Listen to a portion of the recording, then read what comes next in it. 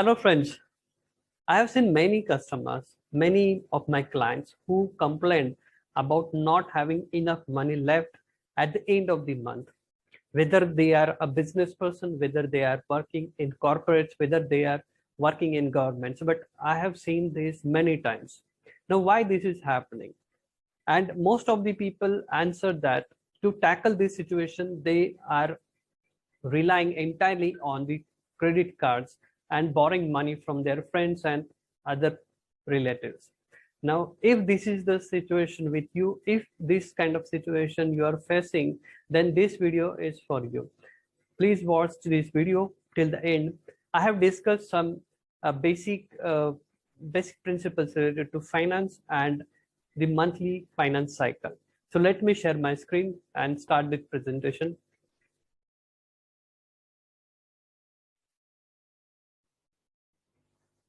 So friends, as you can see from this figure, I have created this diagram to explain my basic concept which I'm trying to convey you.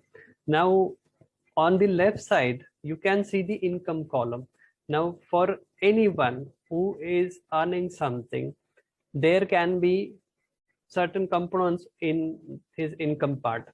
One part must be a fixed part. Like if you're working somewhere, if you're getting a fixed salary, then obviously this component would be your fixed part.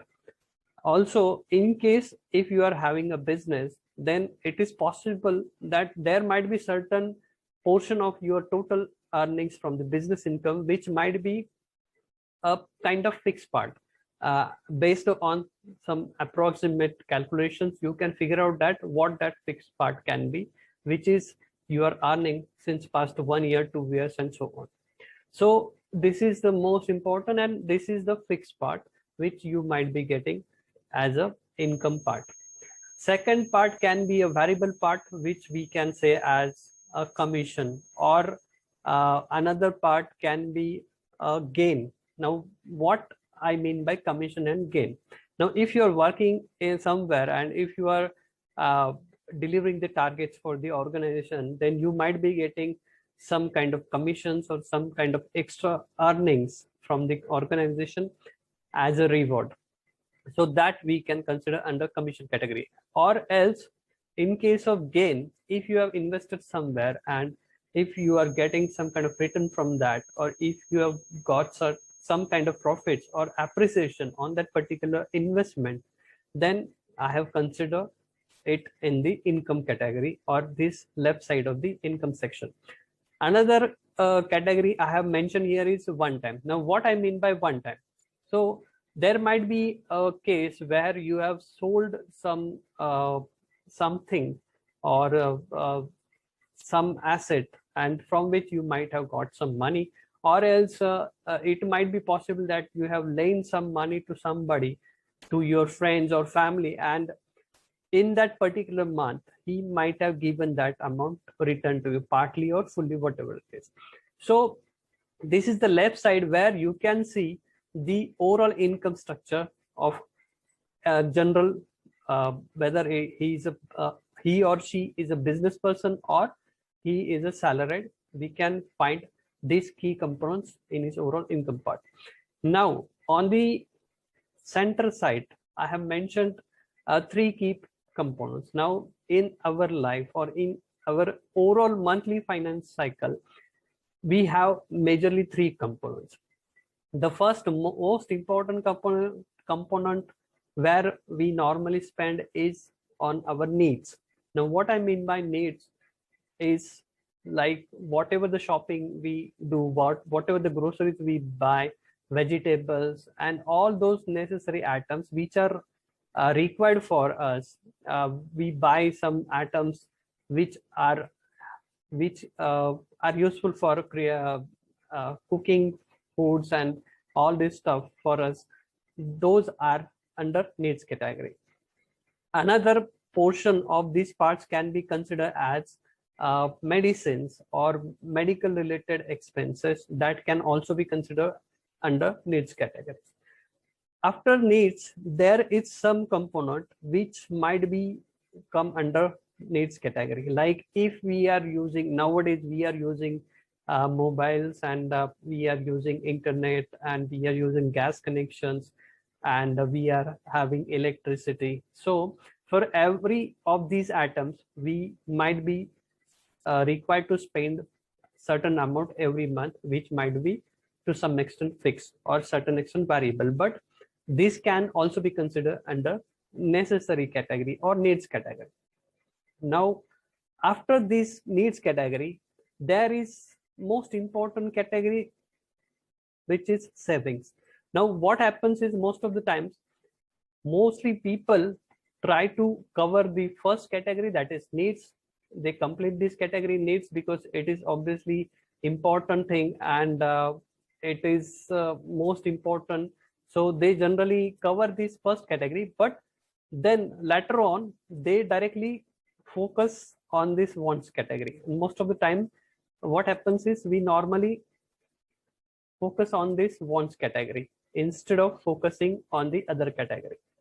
So if you are somebody who is facing difficulties in managing the finances or facing challenges at the end of the month, then I think there might be possibilities that you might be focusing on this part after the completion of the needs part instead of focusing on the saving part.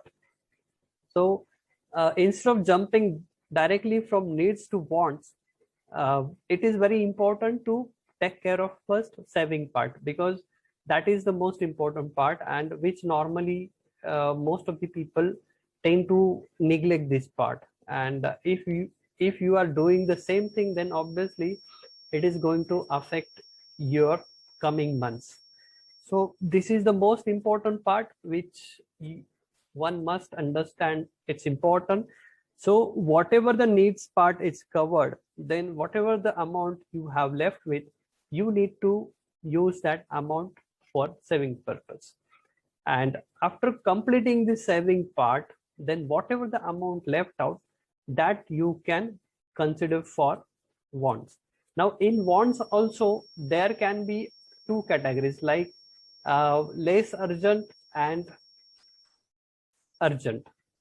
Now what I mean by urgent and less urgent, like there are certain items which you want, but those are not as urgent, then you can shift that particular items for the next month, and you can try to cover the items which are urgent in categories.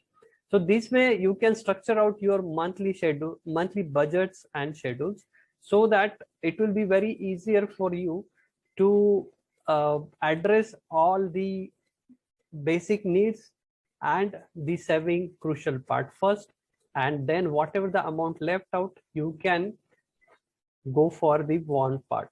Now in general terms, there are a lot of rules which you might have came across related to personal finance, and how to make ends meet, like how to match your income and expenses efficiently, and create a right kind of portfolio or investments for your future as well. So there are various formulas, but just to give you idea, some people believe that 50-30-30, 50-30-20 is the right formula, where the whatever the income you are earning, out of that 50% should be allocated to the needs part, and then balance 30% should be invested in the saving part, and the remaining 20% amount can be utilized to fulfill your wants or wishes which you have targeted for. Now this percentage can be changed as per your actual profile or actual capacities. Like for example, if you are if your monthly expenses requiring 60% of the overall funds available, then you can make it as 60% here and 20-20 for the next two categories. And this way you can set whatever the budget you have, and you can try to implement these mentioned numbers as much as possible. For any financial goal or plan, or for anything, it is very important that whatever the things you plan for, or whatever the budget you defined, it is very important that you actually follow that budget. unless and until you don't follow the budget, it is not going to be helpful to you in anywhere. So this is my video.